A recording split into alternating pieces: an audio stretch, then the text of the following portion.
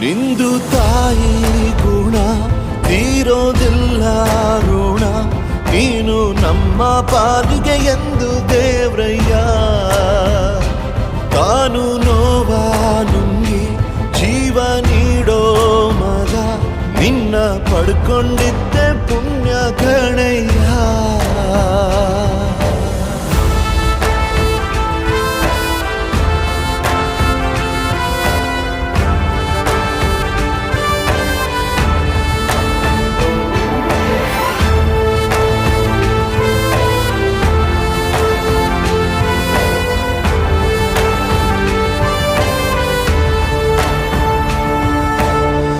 ಅನ್ನ ಕೊಡೋ ಭೂಮಿನು ಹೊಗಳುತ್ತಿದೆ ನಿನ್ನನ್ನು, ಊರನ್ನೇ ಬೆಳಗೋ ವಜ್ರ ನೀನು.